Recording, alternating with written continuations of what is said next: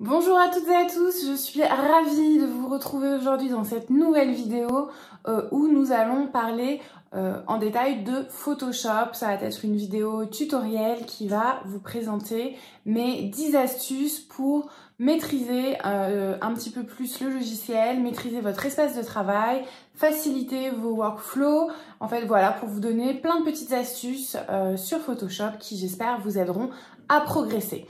Avant toute chose, si vous ne me connaissez pas, moi c'est Alice, je suis graphiste et illustratrice en freelance et j'ai créé cette chaîne pour vous partager mes astuces, mes conseils, toutes les informations que j'ai pu grappiller au fil du temps et de mes expériences. Et voilà, l'idée de cette chaîne, c'est de partager également mon quotidien de freelance, mes réflexions, tout ça. Donc, si vous n'êtes pas déjà abonné, je vous invite à vous abonner pour me soutenir mon travail, et 2, surtout pour ne rater aucune des prochaines vidéos. Voilà. Sur ce, on va passer à la suite de la vidéo. Je vais vous partager mon écran directement sur le logiciel pour que vous puissiez voir pas à pas comment utiliser ces différentes astuces. Ce tutoriel s'adresse à tous les niveaux, du débutant, de l'ultra débutant à l'utilisateur plus confirmé. Vous trouverez certainement une astuce ou plusieurs, je l'espère, qui vous conviendront. Voilà, donc sans plus tarder, je vous laisse avec la suite de la vidéo et je vous dis à très vite. Salut! Bon, alors j'ai essayé de classer ces 10 conseils en 2 parties. Donc on aura 5 conseils dans une première partie qui vont concerner notre espace de travail sur Photoshop, comment l'optimiser. Et on va avoir les 5 derniers conseils qui seront plus, sur les outils. Voilà, donc pour commencer, la première astuce, le premier conseil, c'est comment faire tourner, comment utiliser la rotation du plan de travail. Pour ça, pour que ce soit le plus facile possible, vous appuyez vous cliquez sur votre plan de travail et vous appuyez sur la touche R en même temps et vous avez ce petit icône qui vous permet de faire tourner votre plan de travail.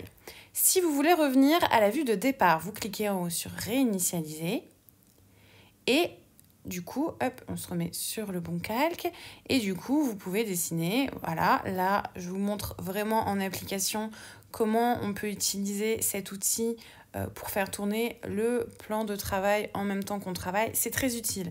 C'est exactement comme si on tournait une feuille de papier et ça nous permet vraiment de travailler sous différents angles, que ce soit en illustration ou en graphisme. Moi, je trouve que c'est super intéressant de pouvoir tourner sa page. On réinitialise la vue et ça remet le document tout droit. Moi, je trouve que cette astuce est beaucoup plus simple que celle qui consiste juste à tourner le plan de travail avec le trackpad ou avec votre tablette graphique.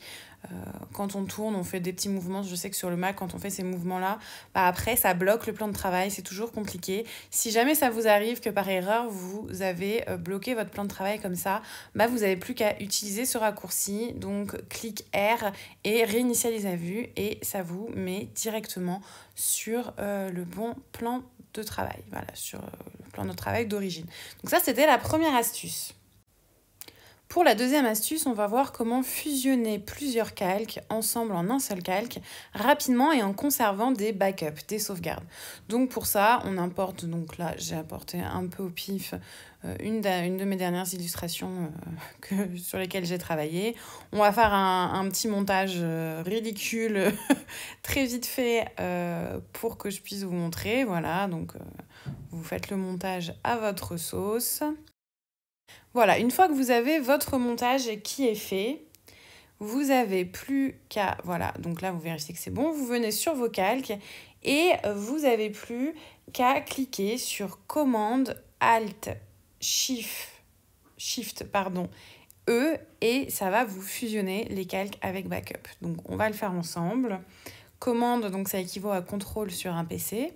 Donc, on fait Commande, Alt, Shift, E et vous voyez, on a notre calque qui s'est créé. On va le mettre par-dessus et on va désactiver tous les autres calques. Vous voyez, il nous reste notre composition du début.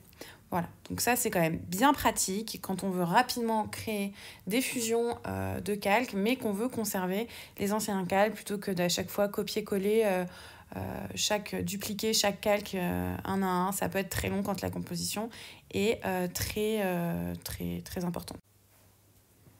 Pour la troisième astuce, on va voir comment isoler un calque, ne voir plus que ce calque et cacher les autres de manière ultra rapide. Pour ça, il suffit d'aller sur votre onglet calque, de cliquer sur Alt et en même temps de cliquer sur le petit œil et vous cliquez, décliquez et ça fait disparaître ou réapparaître les autres calques. Ça, c'est quand même super pratique pour rapidement isoler un calque. Pour la quatrième astuce, on va voir comment justement venir travailler directement sur un calque, un petit élément, zoomer dessus en quelque sorte. Pour ça, vous allez faire Options et cliquer sur le calque en question. Ça va directement vous amener sur ce calque-là. Bon là, moi, mon espace de travail étant très petit, mon calque est très pixelisé, mais vous avez compris, ça vous emmène directement sur le bon calque. Donc c'est très pratique ça aussi si vous avez des tout petits éléments sur lesquels vous souhaitez travailler.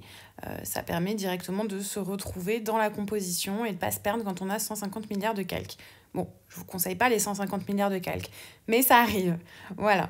Ensuite, la cinquième option, qui est une option que j'adore personnellement, qui va nous permettre de travailler des détails tout en ayant une vue globale de notre travail. Pour ça, on va ouvrir deux fenêtres. On va commencer par aller dans Fenêtre, réorganiser et créer une nouvelle fenêtre sans titre.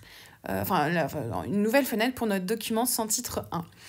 Donc là, vous voyez bien qu'on a notre document qui est en 2 exemplaires, si vous voulez. Donc là, on met à la même échelle et on voit qu'ils sont trait pour trait pareils.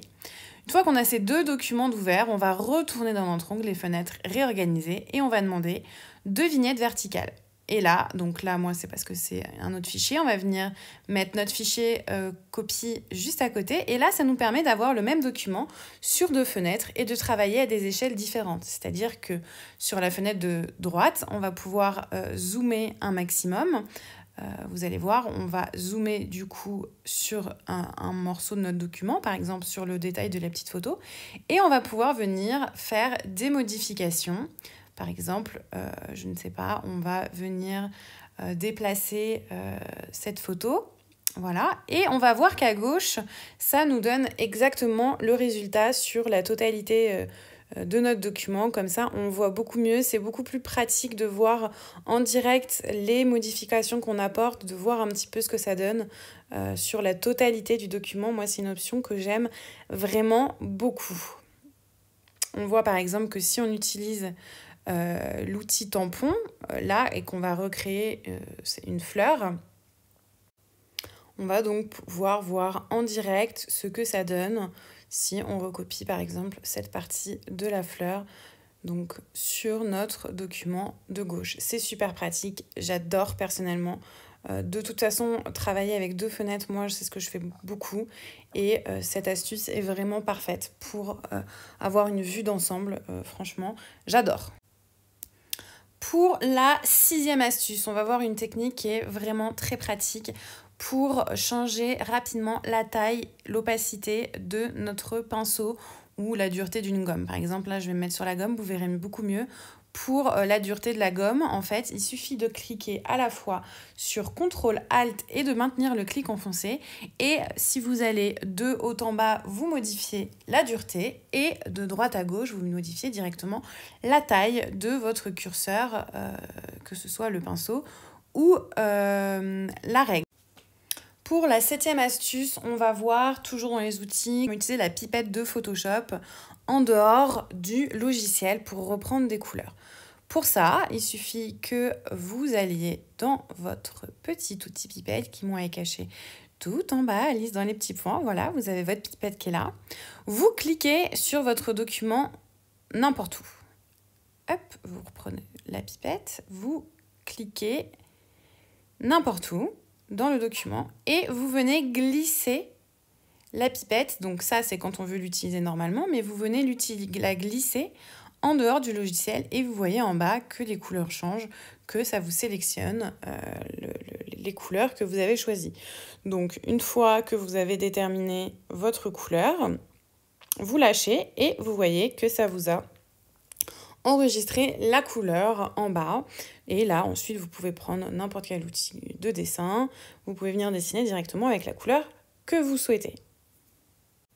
Pour la 8e astuce, on va utiliser une fonctionnalité de Photoshop que j'apprécie énormément, qui m'aide beaucoup dans mes illustrations, qui va nous permettre en fait de recréer un petit bout de notre illustration. Donc pour ça, il va falloir créer une sélection. Pour ça, vous avez deux possibilités, ou vous la créez en créant un tracé comme je fais là.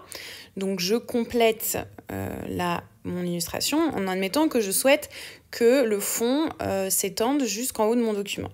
Donc là, je crée mon tracé, je crée ma sélection. Je lui mets un contour progressif à 0 parce qu'on veut que ça soit bien raccord. Et on va venir dans Édition, Remplir, voilà. Et on va choisir le contenu pris en compte. Et là, Photoshop va automatiquement générer une suite d'images qui va venir combler notre trou. Là, on voit que ça ne me convient pas, que ça a pris la boule de la fleur. Alors, c'est pas toujours ultra précis. C'est surtout très efficace sur les aplats. Là, je vais vous montrer par la suite. Et donc, là, on pourrait retoucher juste le côté où il y a la boule qui ne nous convient pas. Mais en fait, sur un aplat, c'est vraiment super. C'est vraiment très puissant. Regardez, là, on va faire une sélection rectangulaire, on va pas prendre la fleur et on va lui demander de rajouter du fond. Alors pas le contour, on va retourner dans Édition, Remplir, Contenu pris en compte et là, comme par magie, paf, ça nous a étendu le fond de manière très précise, vraiment sans raccord. Enfin, c'est vraiment top, moi j'aime vraiment beaucoup cet outil, ça aide beaucoup des fois quand les illustrations ne sont pas à la bonne taille. Pour la 9e astuce, on va utiliser une autre fonctionnalité de l'intelligence artificielle de Photoshop qui va nous permettre en fait de modifier l'échelle de notre document. Là, si j'augmente et que je diminue la taille, ça augmente et diminue la taille tout en conservant les bonnes proportions. Si du coup j'essaye de modifier sans garder les proportions, ça m'abîme trop mon image en fait. Donc, ce qu'on va faire, c'est qu'on va aller chercher une option qui se trouve dans Édition et on va demander échelle basée sur le contenu. Cette option va nous permettre en fait d'agrandir notre image. Donc là, dans un premier temps, on garde les proportions, mais en les agrandissant, on voit que en fait, notre illustration se recadre dans notre image, on va dire. On est en train de changer les proportions suivant l'échelle du document. Là où ça va être très intéressant, c'est si on veut changer la taille de notre document. Admettons qu'on veuille réduire la taille de notre zone de travail. Donc on va aller, par exemple, réduire sa largeur et mettre 2 cm. Donc là, je suis sur une taille très petite, je vous l'avais dit. Mais on va mettre cette 2 cm. Donc ça va forcément réduire notre illustration, nous couper l'illustration. Pour ça, du coup, on va venir... Là, on a la possibilité de faire ça normalement. Sinon, on va venir rechercher notre option, toujours dans l'édition, échelle basée sur le contenu. Et là, on va pouvoir réduire notre illustration en la faisant rentrer dans notre cadre, tout en gardant l'échelle que l'on souhaite. C'est-à-dire que ça va, certes, ça va abîmer notre image de départ, mais on va réussir quand même à se rapprocher de quelque chose d'assez naturel. C'est plutôt bien quand il n'y a pas trop de détails. Là, mes fleurs sont très détaillées. Donc c'est pour ça que c'est pas... Et enfin, pour la 10e astuce, je vais vous montrer comment détourer très rapidement un objet qui se trouve sur un fond plus ou moins simple. On verra après sur un fond un peu plus complexe. Mais pour voir, en fait, Photoshop nous permet de détourer directement un sujet en allant dans Sélection, Sujet.